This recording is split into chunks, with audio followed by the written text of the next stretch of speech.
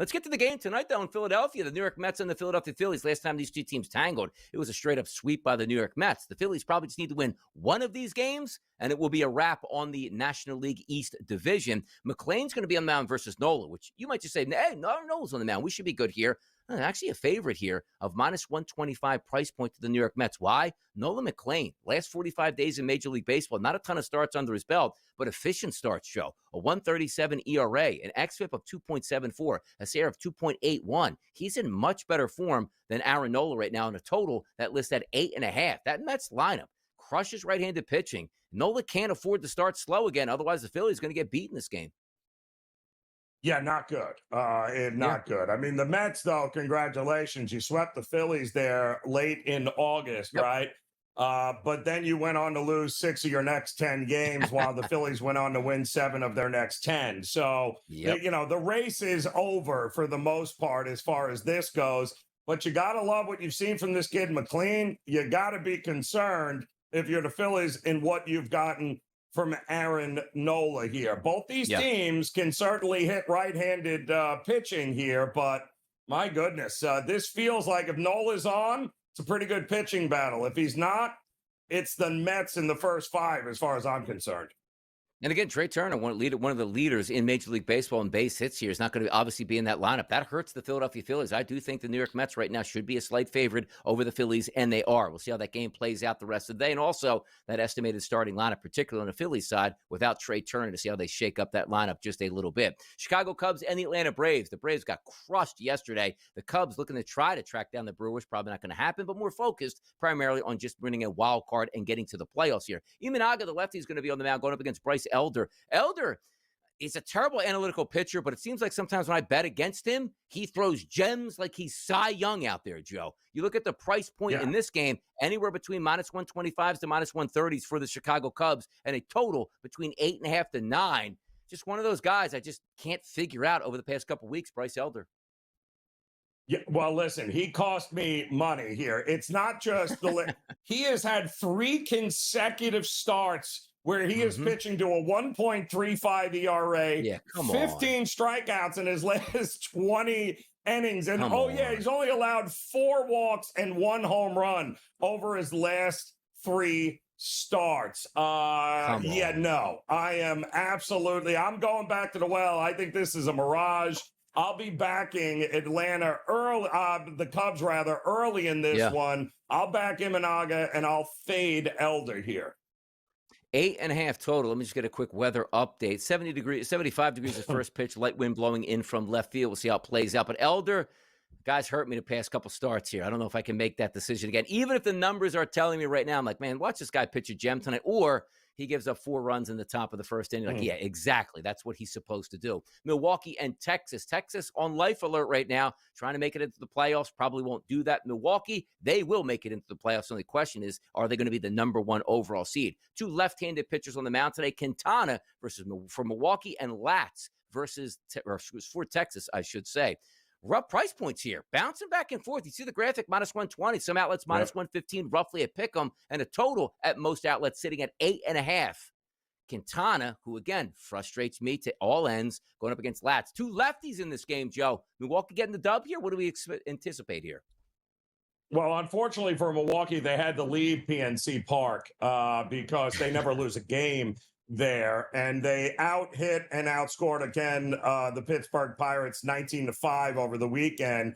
But my goodness here, it's going to get a little tougher here, I think, in Arlington.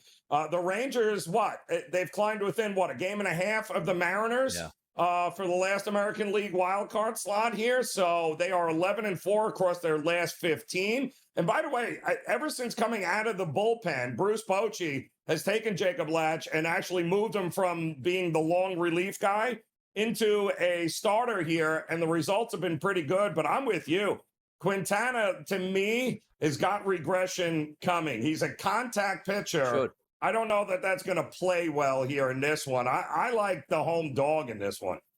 Those sloppy curveballs there. Sometimes they work. We'll see if it does here tonight when they take on the Texas Rangers. That game's going to start up at 8:05 Eastern. Next game up here, Cincinnati, who is fighting for a playoff spot. They are cheering on the Philadelphia Phillies against the New York Mets so they can try to chase down the Mets here. They'll take on you, Darvish. Darvish opened up overnight, Joe, around a minus 150 favorite. Still in that range, minus 145s, minus 140s in the landscape out here, depending on which sports book that you are betting with. 7.5 as a total, so not the expectations, I should say, aren't that high for runs being scored. The Padres back home, taking on the Reds.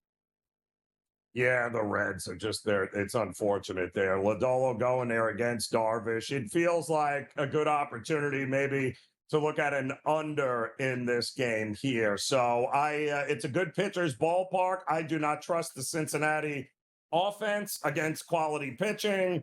I think maybe an under in this one is not a bad look, even at 7.5. St. Louis and Seattle. Miles Mikolas on the mound had a good pitching performance his last effort here. I don't know if he's going to get the same thing, but we do have a low total in this game, taking on the Mariners at 7.5, but a monster favorite for Mr. Wu and the Mariners at close to minus 230, depending on where you're shopping at. Heavy favorite. Now, understand this too, Joe. Somebody was in Atlanta yesterday. Somebody's playing in Seattle tonight. That's a long trip across coast. Like, oh, look at that, 18 runs. They should easily be able to get 5 off Mikolas. I think I might be betting that they will do that, but we know how this works out. 18 runs to 1 run, and congratulations, Mikolas. Yeah, 28 runs and 31 hits over the weekend in Bang, just bang, bang. clubbing Atlanta today. Yeah, that was good, but you're right. Prior to that, Donnie, it had been awful. They lost 7 of the 6 of the first 7 games on this 9-game road trip, so they ended it well. Wu is good here, but that's it. You're asking. It's a tough situation here for the Mariners travel-wise. But Mikolas, strangely enough, like Elder, he's burned me over the last couple of starts because he's not getting lit up like you would expect him to do it. I think the hot hitting of the Mariners continues, though. I can only look towards them here. Hammer that bum out here. By the way, Dollander's on the mound for the Colorado Rockies playing out the string against the Dodgers. How about Emmett Sheehan, a minus 300 favorite? Who is this? Cy Young out there? Emmett Sheehan? Minus 319. Hey. Have we not learned that the Dodgers at this point cannot be trusted as a $3 favorite? No. The only way I could look is the Rockies here. Dog or pass for me. They just did it in Colorado, remember? As the $3 favorite, they ended up, Colorado beat them.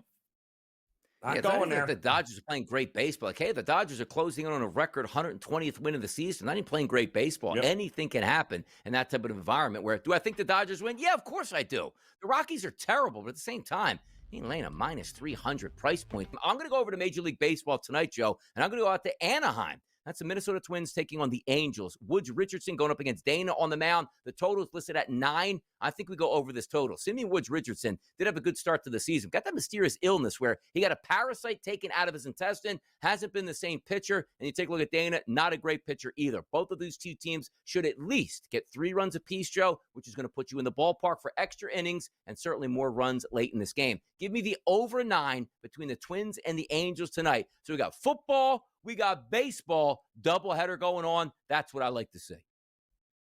Yep, gotta love that. Actually like that a lot. Don't like Woods Richardson at all. I do think some runs are certainly coming in that game. And I'm going to be very interesting to see what do we get from Crochet tonight. I'm shocked Boston isn't a bigger favorite than what they are in Sacramento against the Athletics. But he gave up a few more runs than I thought he would in that last start as well. Maybe slowing down a little bit on it.